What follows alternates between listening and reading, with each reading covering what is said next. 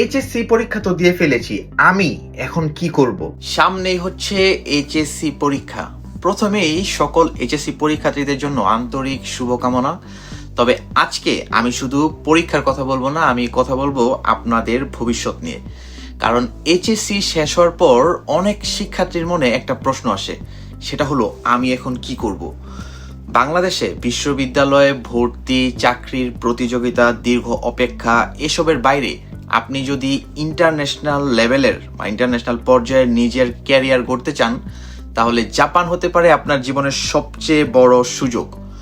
অনেকেই মনে করেন যে জাপানে যাওয়া মানেই শুধু পড়াশোনা, কিন্তু বাস্তবতা হলো জাপান আপনাকে শুধু একটি ডিগ্রি দেয় না, একটি আন্তর্জাতিক ক্যারিয়ারের দরজা খুলে দেয়। ধরেন আপনি এইচএসসি শেষ করে জাপানে আসলেন। প্রথম ধাপে আপনি কি শিখবেন জানেন?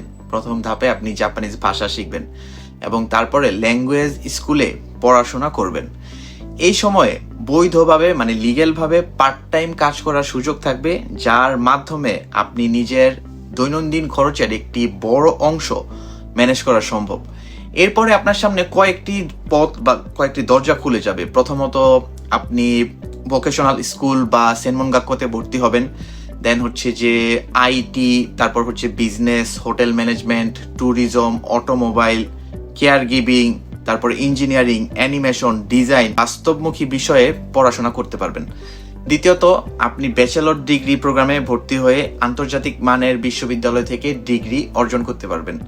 তৃতীয়ত হচ্ছে পড়াশোনা শেষ করে সরাসরি জাপানের চাকরির বাজারে প্রবেশ করার সুযোগ থাকবে। বর্তমানে জাপানের জনসংখ্যা কমে যাওয়ার কারণে দক্ষ জনবলের চাহিদা কিন্তু অনেক বেশি।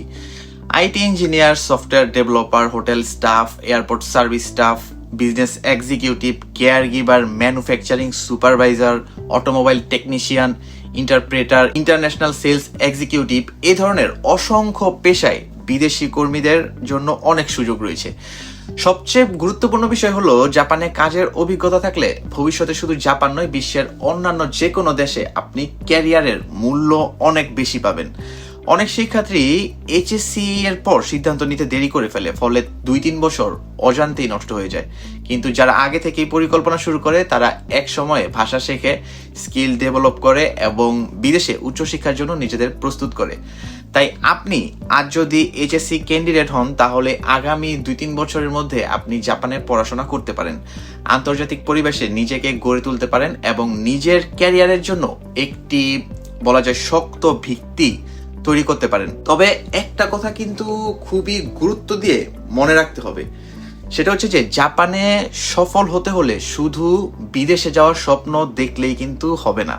জাপানে এসে যদি আপনি মনে করেন মানে একবার জাপান যেতে পারলে আপনি বড়লোক হয়ে যাবেন, এই সব চিন্তা যদি মাথায় আসে, তাহলে আপনার জন্য বিদেশ না। আপনাকে জাপানি ভাষা শিখতে হবে, ডিসিপ্লিন মেনে চলতে হবে এবং নিজের দক্ষতা বাড়াতে হবে। যারা এই প্রস্তুতি নিতে পারেন, তাদের জন্য জাপান শুধুমাত্র একটি দেশ নয়, বরং একটি দীর্ঘমেয়াদী ক্যারিয়ার এবং ভবিষ্যৎ গড়ার সুযোগ।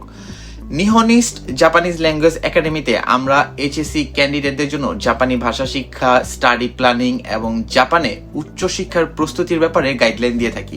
যদি আপনার স্বপ্ন হয় আন্তর্জাতিক মানের শিক্ষা, ভালো ক্যারিয়ার এবং একটি প্রতিষ্ঠিত ভবিষ্যৎ, তাহলে আজ থেকেই প্রস্তুতি শুরু করেন। আর হচ্ছে যে জাপান স্টাডি সম্পর্কে বিস্তারিত জানতে ইনবক্স করতে পারেন বা কমেন্টে লিখতে পারেন জাপান। আমি রাকিব, নিহনিস্ট জাপানিজ ল্যাঙ্গুয়েজ একাডেমি থেকে। আজকের সিদ্ধান্তই আপনার আগামী 10 বছরের ভবিষ্যৎ বদলে দিতে পারে। আসসালামু আলাইকুম।